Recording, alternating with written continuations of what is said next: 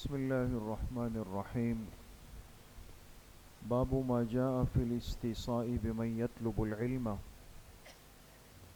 حدثنا سفيان بن وكيع قال حدثنا أبو داود الحفري عن سفيان عن أبي هارون قال كنا نأتي أبا سعيد رضي الله تعالى عنه فيقول مرحبا بوصية رسول الله صلى الله عليه وسلم إن النبي صلى الله عليه وسلم قال إن الناس لكم تبع وإن رجالا يأتونكم من أقطار الأرض يتفقهون في الدين فإذا أتوكم فاستوصوا بهم خيرا. حدیث مبارکہ کا درس چل رہا ہے کتاب العلم سے متعلق. ایک مسلمان کے لیے اپنے اس مبارک دین کا علم کس درجے میں اور کتنا ضروری ہے اس سے ہر سمجھدار سنجیدہ مسلمان واقف ہے، اور اس علم کے سیکھنے کی فضیلت کتنی ہے.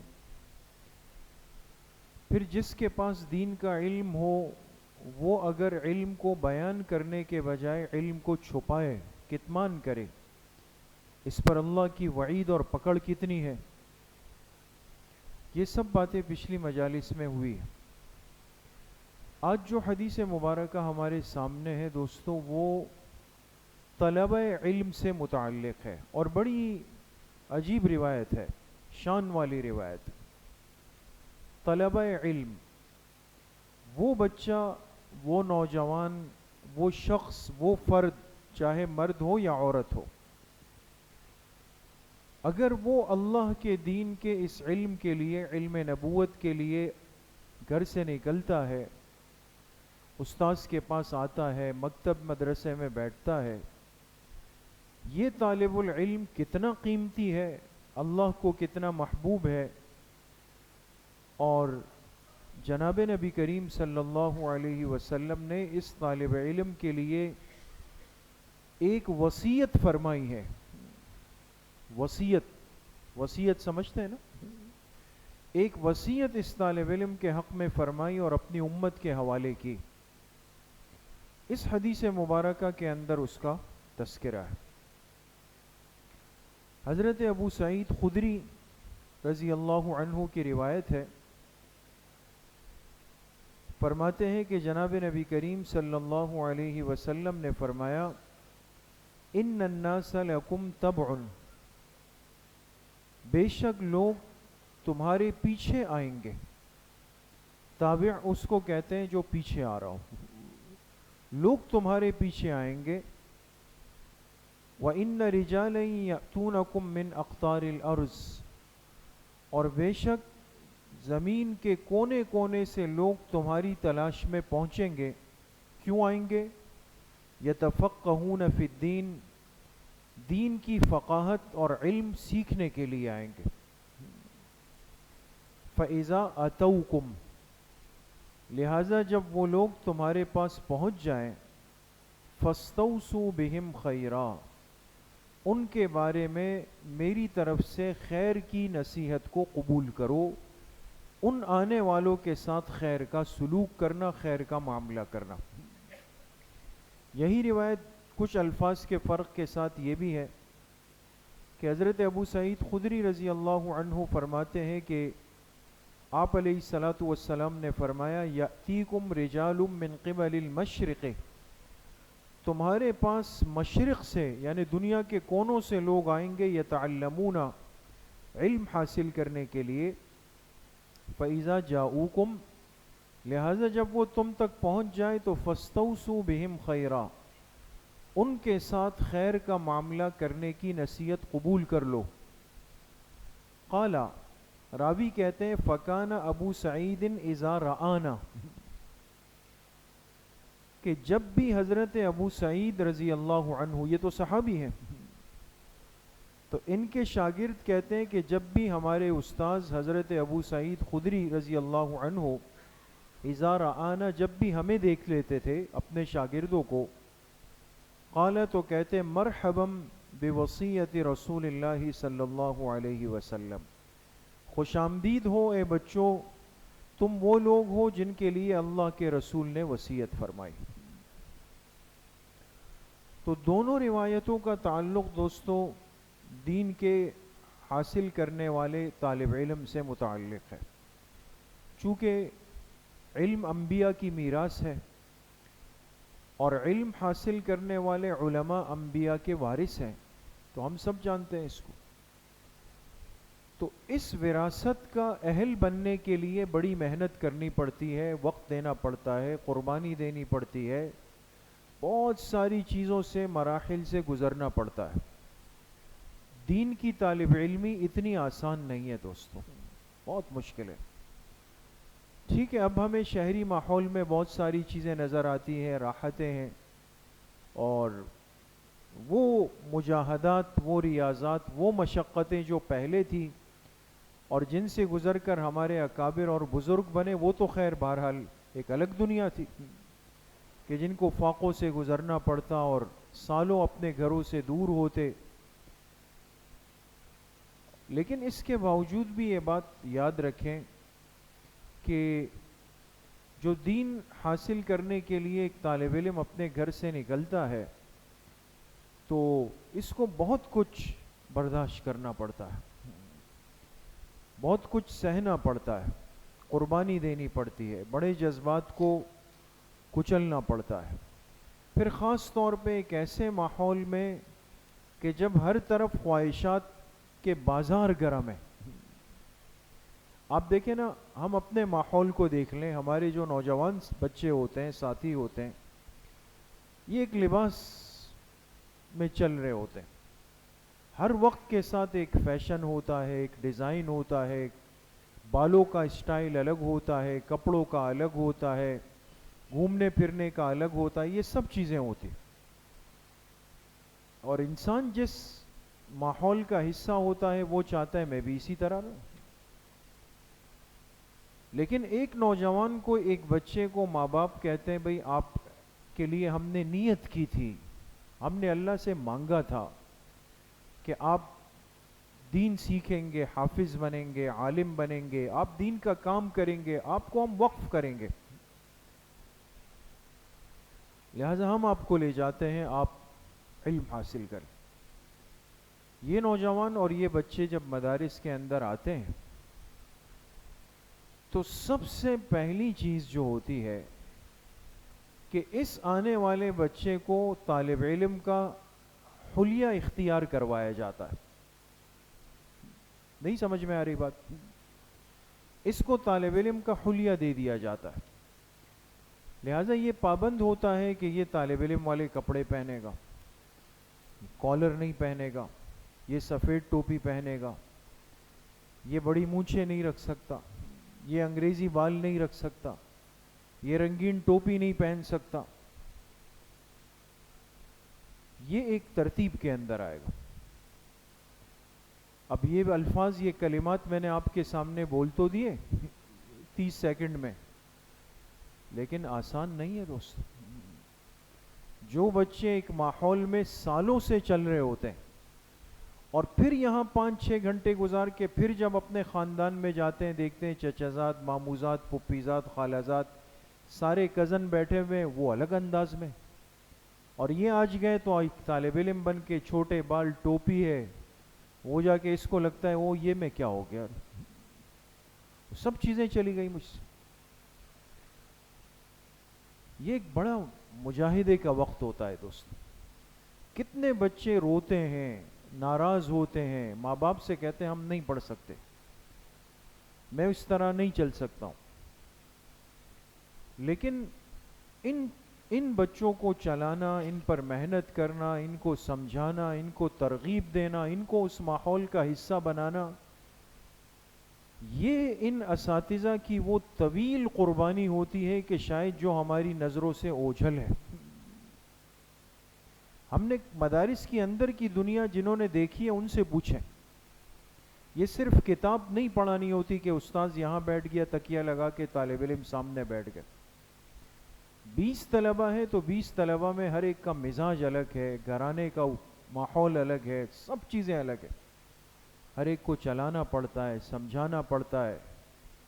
بیچ میں ایک طالب علم ایسا بھی ہوتا ہے منقطع ہو جاتا ہے، لیکن جو مشفق اساتذہ ہوتے ہیں وہ کہتے ہیں نہیں، وہ اس طالب علم کو دوبارہ بلاتے ہیں، اس کو سمجھاتے ہیں، ترغیب دیتے ہیں، نرمی کرتے ہیں۔ کتنے آج ایسے علماء ہیں، کتنے کام والے لوگ ہیں دوستو، کہ جو اپنے ماضی کو جب کھولتے ہیں نا، ماضی کھولتے ہیں تو انسان حیران ہو جاتا ہے، پتہ چلتا ہے کہ واقعی یہ اگر اس پر محنت نہیں کی گئی ہوتی تو شاید یہ بھی ماحول کا حصہ بن چکا ہوتا۔ تو دین کا طالب علم چونکہ بڑا قیمتی ہے اور اس کے بڑے ناز ہیں، اللہ کے پاک پیغمبر علیہ السلام نے ان سے بڑی محبت فرمائی ہے۔ آپ اس سے اندازہ لگائیں نا کہ پوری مسجد نبوی شریف کے اندر ایک جگہ ایسی ہے جس کو کہتے ہیں صفہ کا چبوترا، ہے نا؟ پوری مسجد نبوی ایک لیول میں چل رہی ہے، لیکن ایک جگہ جائیں گے تو کہا جائے گا یہ صفہ کا چبوترا ہے، تھوڑا سا اونچا ہے۔ کیوں؟ کہتے ہیں یہاں وہ صحابہ بیٹھتے تھے جو دین کے طالب علم تھے۔ معلوم ہوا کہ اللہ کے پاک پیغمبر علیہ السلام نے ان سے ایک الگ محبت کی، ان کی قربانیوں کی الگ قدر کی گئی ہے، اس لیے آپ نے اس طبقے کے لیے وصیت فرمائی، وصیت کی ان کے لیے۔ اور وصیت کیا کی آپ نے؟ صحابہ سے فرمایا کہ دیکھو میرے بعد تمہارے پاس دین سیکھنے کے لیے، علم حاصل کرنے کے لیے دور دور سے لوگ آئیں گے۔ ان الناس لکم تبع، اب غور کیجئے گا، جو پیغمبر علیہ السلام سے براہ راست دین لے لے اس کو کیا کہتے ہیں دوستو؟ جو پیغمبر سے براہ راست دین لے اس کو کیا کہتے ہیں؟ صحابی کہتے ہیں۔ اور جو صحابی سے براہ راست دین لے اس کو کیا کہتے ہیں؟ تابعی کہتے ہیں۔ کیا کہتے ہیں اس کو؟ یہ لفظ تابعی اس حدیث سے لیا گیا، ان الناس لکم تبع، فرمائے لوگ تمہارے پیچھے چل کر آ رہے ہوں گے۔ اب جو صحابہ کے پیچھے چل کر گئے کہ ہم دین کا علم حاصل کر لیں، ان جانے والے حضرات کو تابعی کہا جاتا ہے، اور پھر جو تابعی کے پیچھے چل کر جائے اس کو کہتے ہیں تبع تابعی۔ مراتب ہے ان کے الگ الگ۔ ان کے حق میں آپ علیہ السلام نے وصیت کی کہ دیکھو یہ آئیں گے تمہارے پاس، ان کے لیے خیر کی نصیحت کو قبول کرو۔ کیا مطلب؟ ان کے ساتھ اچھائی کا برتاؤ کرنا، اچھا سلوک کرنا، ان کے ساتھ ان کی قدر کرنا، ان کی حفاظت کرنا، ان کے وقت کو محفوظ بنانا۔ اس لیے دیکھیں یہ ایک ایسا طبقہ ہوتا ہے، اور یہ باتیں ہمیں سمجھنی چاہیے کہ بعض دفعہ یہ طالب علم لاؤبالی سے ہوتے ہیں، اکثر ایسا ہوتا ہے نا، کچھ شرارتی بھی ہوتے ہیں، کچھ زیادہ شرارتی بھی ہوتے ہیں، لیکن اس کے باوجود یہ وہ طبقہ ہے دوستوں جس کو ہر جگہ پہ قبول کیا جاتا ہے، دھتکارتا نہیں ہے ان کو کوئی۔ لہٰذا یہ مدارس ایسا نہیں ہے کہ یہ باہر شرارت کرتے ہیں مدرسے میں نہیں کرتے، یہاں بھی کرتے ہیں، استاذ ان کو ڈانٹتے بھی ہے، مارتے بھی ہے، لیکن پھر ان سے محبت کرتے ہیں، اس لیے کہ ان کے لیے اللہ کے پاک پیغمبر کا حکم آ چکا ہے، ان کو ہم دھتکار نہیں سکتے۔ یہ تبلیغ میں جاتے ہیں وہاں بھی یہ شرارتیں کر رہے ہوتے ہیں، لیکن وہاں کے حضرات بھی ان کو دھتکارتے نہیں ہیں، اس لیے کہ ان کے لیے بڑی نصیحت اور حکم آیا ہے۔ یہ دین کے کسی اور شعبے میں چلے جاتے ہیں، وہاں بھی اپنے مزاج کے ساتھ چل رہے ہوتے ہیں، کوئی بھی ان کو تنگ نہیں کرتا، ان سے نفرت نہیں کی جا سکتی، ان کو بھگایا نہیں جا سکتا، دھتکارا نہیں جا سکتا۔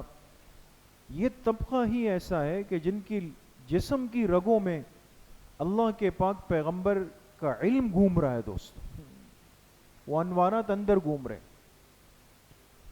تو یہ آج کے شرارتی بچے کل کے بڑے کارآمد لوگ ہیں، بڑے کارآمد لوگ ہیں، اور ہمیں نہیں اندازہ کہ ان میں سے کون سا فرد ایسا بنے گا کہ جو کل جا کر شاید دین کا بہت بڑا داعی بنے، بہت بڑا مجاہد بنے، بہت بڑا مبلغ بنے، باطل کے لیے ایک رکاوٹ بنے۔ انہی میں سے کوئی نہ کوئی بچہ اللہ پاک قبول کر لیتے ہیں، کھڑا ہو جاتا ہے۔ تو عرض کرنے کا مقصد یہ ہے کہ طالب علمی کی زندگی یہ بڑی مبارک زندگی ہے اور بڑی محبوب زندگی ہے، اور وہ بچہ جو دین کا طالب علم ہو اس کا اکرام بھی بہت زیادہ ہے، اس کا حق بھی بہت زیادہ ہے، لہذا اس کا خیال بھی رکھا جاتا ہے، اس کے ناز نخرے بھی برداشت کیے جاتے ہیں، اور اس کو اچھا ماحول، اچھا کھانا پینا، یہ سب چیزیں دی جاتی ہیں۔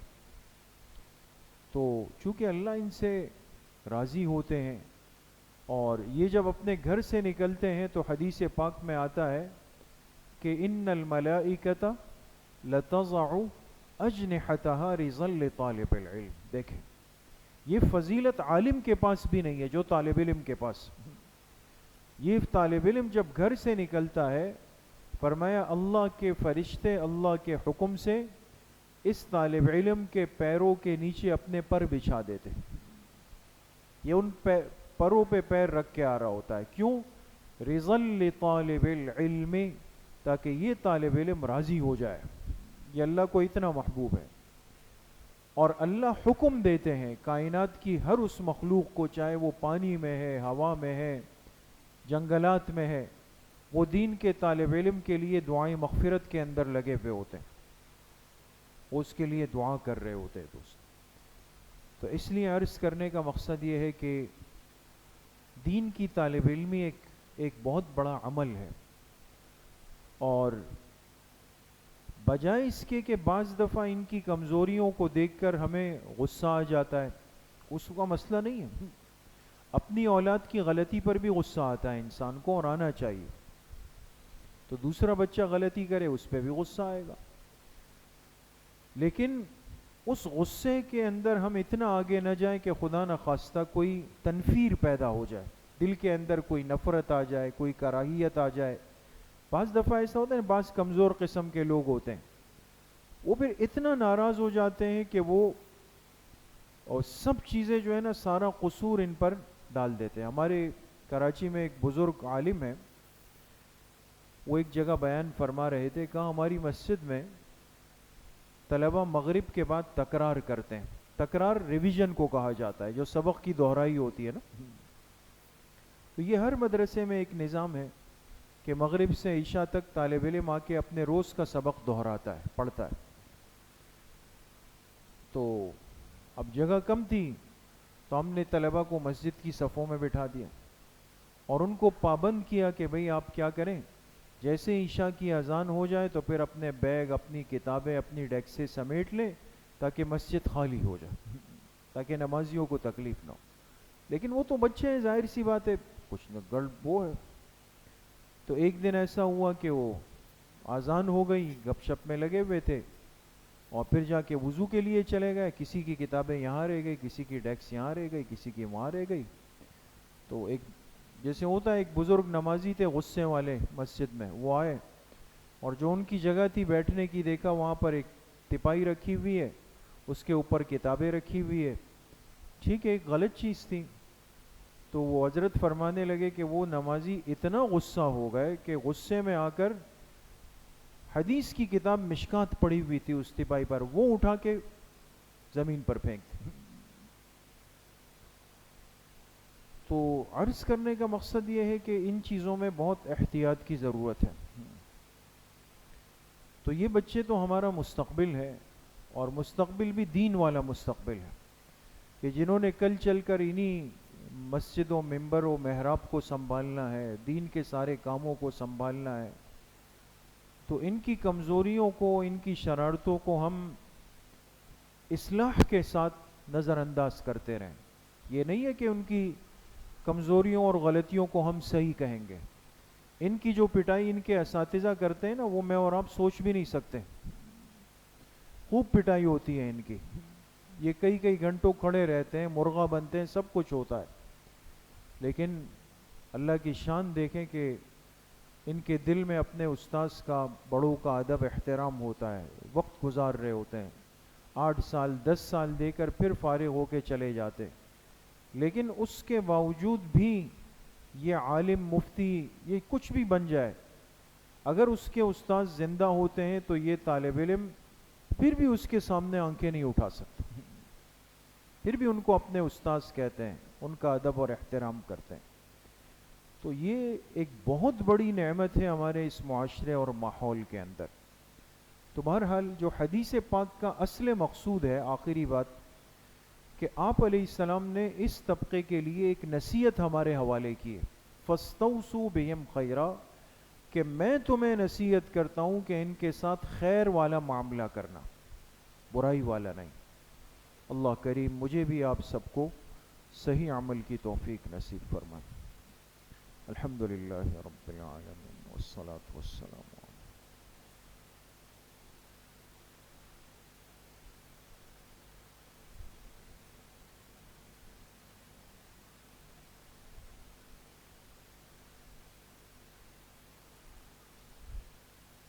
وصلی اللہ وسلم علی نبینا محمد وآلہ واصحابہ اجمعین برحمتک.